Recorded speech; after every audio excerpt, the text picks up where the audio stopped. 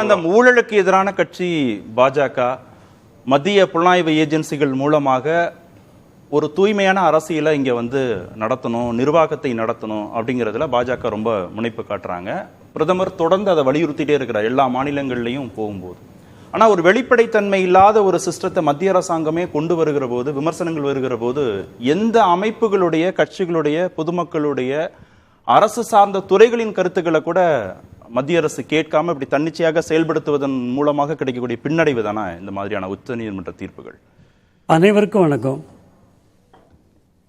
இந்த தேர்தல் நிதி அதனுடைய தேர்தல் பத்திரத்தின் மூலமாக பெறுவது என்பது ஒரு சாதாரண மக்களுக்கு புரியக்கூடியது அல்ல. இருந்தாலும் நாம் இன்றைக்கு அதை அந்த விவாதித்து கொண்டிருக்கிறோம், புரிய வைக்க வேண்டும் என்று முயற்சிக்கிறோம். இன்னும் சாதாரண விஷயம் தான். 1000 ரூபாய், 10,000 ரூபாய், 1 லட்சம், நீங்க நினைக்கிற 10 லட்சம், 1 கோடி, நீங்க நினைக்கிற மாதிரி அவ்வளவு எளிதான விஷயம் இல்லை. அப்படினாலுமே புரிய வைக்கணுமே. ஆமா, அது புரிய வைக்க அவங்களுக்கு புரியாத ஒரு தேர்தல் ஜனநாயகத்தை நம்ம எடுத்திருக்கிறோம் அப்படின்னு சொல்றேன். பாமர மக்களுக்கு கொண்டு போய் இதை சேர்க்கணும் அப்படிங்கிற ஒரு நல்ல விஷயத்தை தான் நாம் இன்னைக்கு எடுத்திருக்கோம். கடுமையான இருக்கும், அது சில பேர் புரிஞ்சுக்குவாங்க. நாம் அந்த கடமையை நம்ம செய்வோம். 2017ஆம் ஆண்டு நிதிநிலை அறிக்கையில் இந்த பத்திரத்தை அறிமுகப்படுத்துவது என்பதை கொண்டு வந்தார்கள். கொண்டு வந்த உடனே NGO for democratic reforms association, NGO for democratic reform association இவர்கள் இதை ஆட்சேபித்து வழக்கு தொடுத்தார்கள். எந்த அரசியல் கட்சியும் வழக்கு தொடுக்கவில்லை, எந்த அரசியல் கட்சியும் எதிர்த்து அறிக்கை விடவில்லை. எல்லோருமே இதில் நன்கொடை பெற்றார்கள், எல்லோரும் இதை ஏற்றுக்கொண்டார்கள். என்ன காரணம் என்று சொல்கிறேன். சிபிஎம்லாம் கோர்ட்டுக்கு போயிருக்கு.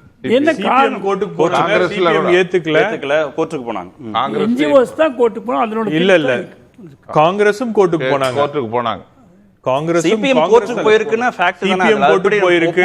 நம்ம எப்படி சொல்லலாம்? நான் சரி போயிருந்தா மகிழ்ச்சி, அவ்வளவுதான். ஆனா போயிருக்காங்க கோர்ட்டுக்கு போயிட்டு அதே நேரத்தில் வாங்கி அவங்களும் எதிர்கட்சி எங்கெங்க இடத்துல கையூட்டு வாங்கி எது செய்து கொடுக்க முடியுமோ அவங்க சொன்ன கூற்றுப்படி வாங்கியிருக்கலாம், தெரியாது. அதனால நமக்கு தெரிஞ்ச விஷயம்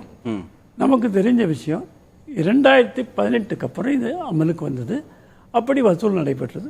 அரசியல் கட்சிகளுக்கான நன்கொடை 20,000 வரை ரொக்கமாக கொடுக்கலாம். 20,000க்கு மேலே சென்றால் பத்திரமாகத்தான் கொடுக்க வேண்டும். அதுவும் SBI மூலமாகத்தான் கொடுக்க வேண்டும். அதை எதிர்க்குது ரிசர்வ் வங்கி, அதை எதிர்த்துச்சு.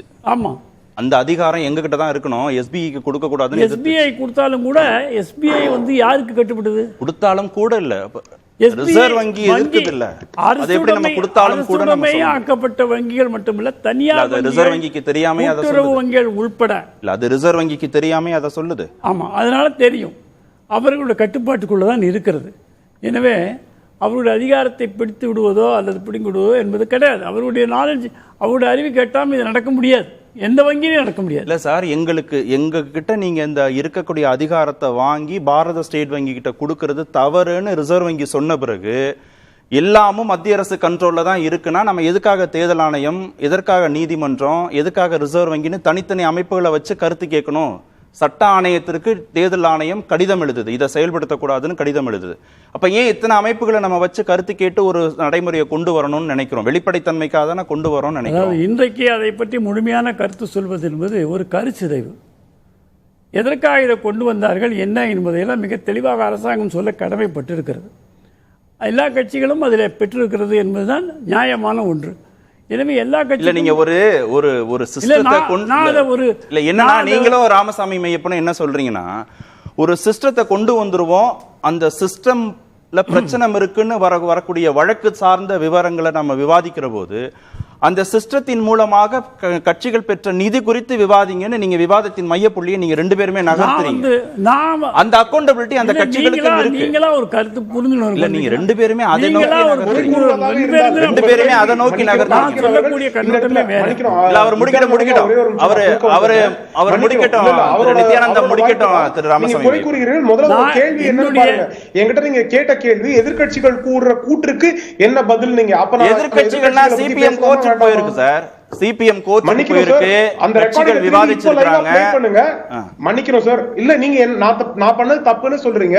அப்ப யார் கரெக்டா கேள்வி என்னன்னா நீங்க பார்த்துட்டு அதுக்கப்புறம் நீங்க ஒரு நடைமுறையை அரசாங்கம் கொண்டு வந்த பிறகு நீங்க இல்ல நீங்க புரிஞ்சுக்கங்க. மன்னிப்பு கேட்டுக்கிறேன். நான் சொன்னது தவறுதான். இல்ல ராமசாமி ஒரு நிமிஷம், நீங்க ஒரு நடைமுறையை கொண்டு வரீங்க, அந்த நடைமுறையை எதிர்த்து வழக்கு தொடுத்து அதுல உத்தரவு வருகிற வரைக்கும் அந்த நடைமுறையை பின்பற்ற வேண்டியது சாமானிய குடிமக்கள், கட்சி எல்லாருக்கும் அந்த பொறுப்பு இருக்கு. நான் பேச ஆரம்பிக்கும் போது நான் சொன்னது, நீதிமன்றம் இன்னைக்கு மக்களுக்கு என்ன தேவையோ அதை கொண்டு வந்திருக்காங்க. மக்களுக்கு அதை அறியறதுக்கான உரிமை இருக்கிறது. ஒரு டெமோக்ரஸில ஒரு வாக்காளனுக்கு அவர்கள் வாக்களிக்கும் கட்சி, வாக்களிக்காத கட்சி, நீங்க அடிப்படையில் ஒரு வழக்கறிஞர், ரொம்ப எளிதா புரிந்து கொள்ளக்கூடிய விஷயம். நீங்க ஸ்டார்டிங்ல இருந்து ஒரு சென்டென்ஸ் முடிக்கல, எனக்கு அதற்கான உரிமை இருக்கிறதா டெமோக்ரஸி? நீங்க விவாதத்தின் மைய பொருளை மாத்துற போது அது குறித்து விவாதிச்சு இங்க நேரத்தை விரயம் பண்ண முடியாது. நீங்க விவாதம் தேர்தல் பத்திரம் சட்டவிரோதம் நீதிமன்றம் சொல்வது குறித்து விவாதிங்க அப்படின்னு சொல்லுகிற போது நீங்க என்ன சொல்றீங்கன்னா கட்சிகள் வாங்கின நடைமுறை குறித்து விவாதிக்க சொல்றீங்க இல்லையா? நீங்க விவாதத்தின் மைய பொருளையே திசை மாற்றுகிறீர்கள்.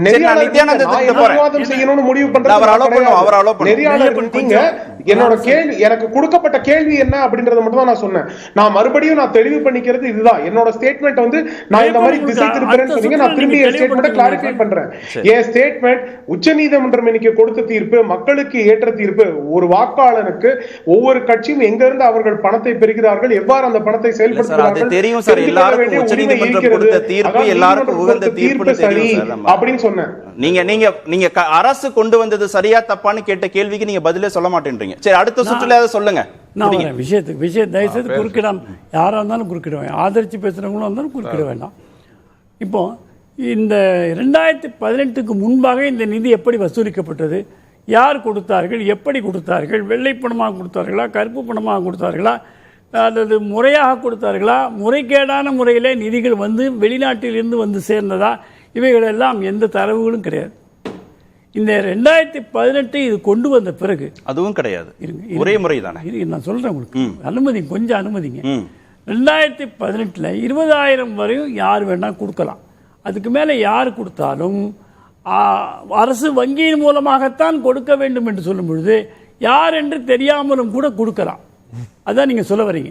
அதுவும் தெரியாது. 6,000 பேரு தலா 1 கோடி பாஜக கொடுத்திருக்காங்கல்ல, அது யாருன்னு வெளியே தெரியாது தானே. சொல்றேங்க ஐயா, நான் வரேன் ஐயா, நான் அந்த விஷயம் வராமல் போயிடுவேன். அதுதான் முக்கியம், மையப்புள்ளி. சரி, வாங்க. அதனால இந்த 20,000க்கு மேல கொடுக்கக்கூடியவர்கள் வங்கி மூலமாகத்தான் கொடுக்க முடியும். வங்கி மூலமாக கொடுக்க முடியும் என்றால் ஆர்பிஐ அதை எளிதிலே யார் கொடுத்தார்கள் என்பதை எடுத்துக்கொள்ள முடியும். புரியுதுங்களா? நிறைய கணக்கில் வராத அவர்கள் வருமானத்திற்கு அதிகமாக சேர்த்த சொத்தை எல்லாம் எப்படி பறிமுதல் செய்கிறார்கள்? தகவல் இப்ப நான் இருங்க, நான் முடிச்சிடறேன். நீங்க கேக்குறது மக்களுக்கு இது ஒழுக்கு போயிடுச்சுன்னா புரியாது. இல்ல, தகவல் ஒரு உரிமை சட்டத்தின் மூலமா பெற முடியாது. வரேங்க ஐயா, மக்களுக்கு தகவல் அடிப்படை உரிமை இதில் கிடையாது என்று அரசும் சொல்லியிருக்கிறது. அப்போ இன்றைக்கு நீதிமன்றம் என்ன சொல்லிருக்கு, 5 நீதிபதிகள் அடங்கிய தீர்ப்பு என்ன சொல்லிருக்கு, மக்களுக்கு யார் நிதி கொடுக்கிறார்கள் என்பது தெரிய வேண்டும். இப்படி தெரியாமல், யார் என்றே தெரியாமல் வாங்குவது என்பது தகவல் உரிமை சட்டம் மக்களுடைய உரிமையை பறிப்பதாகும். யார் பறிச்சா? இந்த சட்டம் இல்ல, யார் அந்த உரிமையை பறிச்சா? இல்லைங்க, இந்த அரசு கொண்டு வந்த இந்த சட்டம் என்று உச்ச நீதிமன்றத்தில் சொல்லி இருக்கின்றார்கள். தெளிவுபட சொல்லியிருக்கு, அதில் சந்தேகம் முடியாது. அது மட்டுமல்ல, கருப்பு பணத்தை கண்டுபிடிப்பதற்காக யார் கொடுக்கிறார்கள் செய்வதற்காக மட்டும் இதை செய்திருப்பார்களே, ஆனால் இதை தவிர வேறு வழிகள் இருக்கிறது, அதிலே அவர்கள் முயற்சித்திருக்கலாம் என்ற பரிந்துரையும் உச்சநீதிமன்றம் கொடுத்திருக்கிறது. புரியுதுங்களா? இந்த ஒரு மக்களுக்கு தகவல் தெரிய வேண்டும் என்பதிலே உச்சநீதிமன்றம் உறுதியாக இருந்து இந்த தீர்ப்பை அந்த அடிப்படையிலே தான் கொடுத்திருக்கிறது. இல்ல சார், மக்களுக்கு இந்த தகவல்லாம் தெரிய வேண்டாம், அவங்க அதை தெரிந்து கொள்ள வேண்டிய அவசியம் இல்லை. எந்த கட்சி செய்திருந்தாலும் அது தவறு. பாஜக செஞ்சிச்சு சார். பாஜக அரசாங்கம் தான் நீதிமன்றத்தில் இதை வாதாடினாங்க. பாஜக மக்களால் தேர்ந்தெடுக்கப்பட்ட அரசுக்கு 2 கொம்பா ஒண்ணும் கிடையாது. புரியுதுங்களா? சொல்லுங்க, அது பாஜக அரசு பண்ணுச்சேன்னு சொல்லுங்க. அந்த வார்த்தையை வரமாட்டேங்குது. உங்களோட நீங்க சொல்ற மாதிரி நான் சொல்லணும் எதிர்பார்க்காதீங்க. ஆக இப்பொழுது நிதி எங்கிருந்து வருகிறது என்பது, அந்த வழி என்ன என்பது நமக்கு தெரிந்துவிடும். இதற்கு முன்னர் அது கிடையாது. இது ஒரு a step இல்ல சார், இப்போ இருங்க. 6 வருடத்திற்கு பிறகு இந்த உத்தரவு பிறப்பிக்கப்பட்டிருக்கும் போதே முன்பே தேர்தல் ஆணையம் எதிர்த்தாங்க, சட்ட ஆணையம் எல்லாம் உண்மைதான், ரிசர்வ் வங்கி எதிர்க்கிறாங்க, உண்மைதான், கட்சிகள் விமர்சனம். உண்மைதான். இன்று உச்சநீதிமன்றம் தெளிவுபடுத்தியிருக்கிறது. நாம இதை புரிஞ்சுக்கணும். நான் என்னோட விஷயத்தையே சொல்ல விட மாட்டேன். நீங்க செய்திகளை மட்டும் கேட்டு இருக்கேன் தவிர கண்ணோட்டம் என்ன, என்னோட கண்ணோட்டம் கேட்கதானே கூப்பிட்டுருக்கீங்க. சொல்லுங்க சொல்லுங்க. அப்போ நான் என்ன சொல்றேன்னு தயவு செய்து மக்கள் கொஞ்சம் அனுமதிங்க, அவங்க கேட்கட்டும். சொல்லுங்க சொல்லுங்க. புரியுதுங்களா? அதனால இப்ப நிதி எங்கிருந்து வருகிறது என்பது தெரியும், மக்களுக்கு யார் என்று தெரியாது என்ற ஒரு குறைபாடு இதில் இருக்கிறது. ஆனால் ரிசர்வ் வங்கிக்கோ எஸ்பிஐக்கோ எங்கிருந்து நிதி வந்திருக்கிறது என்பது தெரியும். என்றால் பெரும் தொகை, அவர்கள் எந்த ஒரு ஆதாரம் மற்ற விஷயங்கள் இல்லாமல் அவ்வளவு பெருந்தொகையை வாங்க முடியாது. வங்கிக்கு தெரியும், மக்களுக்கு தெரியாது. அது அந்த மக்களுக்கு தெரியாத ஒரு குறைபாட்டை தான் இன்றைக்கு உச்சநீதிமன்றம் சொல்லி தீர்ப்பளித்திருக்கிறது. அந்த முறையும் இல்லைன்னா கருப்பு பணமாகவே நிதி போயிடும் கருதுகிறீங்க? உறுதியாக வெளிநாட்டிலே பதுக்கி வைக்கின்ற, வெளிநாட்டிலே பார்க் செய்துன்னு சொல்லுவாங்க இல்லையா, அந்த நிதி எப்படி இங்கே வரப்போகிறது என்பதை எதிர்கட்சிகள் எப்படி கொண்டு வரப்போகிறார்கள், ஆளுங்கட்சி உள்பட வச்சுக்கோங்களேன், எதிர்கட்சி திடீர்னு எழுந்துக்குவீங்க. அதனால எப்படி நிதி வருகிறது என்பது இப்பொழுது தெரிய போவதில்லை என்று நாம் நினைத்து கொண்டிருக்கிறோம். இன்றைய இந்தியா அப்படி அல்ல. நிதி எங்கிருந்து வந்தாலும் எப்படி வந்தாலும் அது கண்டுபிடிக்கப்படும், பிடித்து கொடுக்கப்படும். இதில் எந்தவித சந்தேகமும் வேண்டாம். உச்சநீதிமன்ற தீர்ப்பிற்கு இன்னும் அரசோ ஆளுங்கட்சியோ எந்த ஒரு ரியாக்ஷனும் கொடுக்கல. இனிமே கட்சிகள் காசாக நிதி வாங்கிடக்கூடாது. கார்கே அவர்களும் டெல்லி முதலமைச்சர் அரவிந்த் கெஜ்ரிவால் அவர்களும் வரவேற்றிருக்கிறார்கள். அவருடைய நோக்கம் இனி நாம் எங்கு வேண்டாலும் நிதி பெற்றுக் கொள்ளலாம் என்ற ஒரு அடிப்படையிலே கூட இருக்கலாம். ஆனால் ஆளுகின்ற அரசுக்கு அந்த அளவுக்கு தெளிவான சிந்தனை இல்லாமல் செய்திருக்க மாட்டார்கள். அது எனக்கு நன்றாகவே தெரியும்.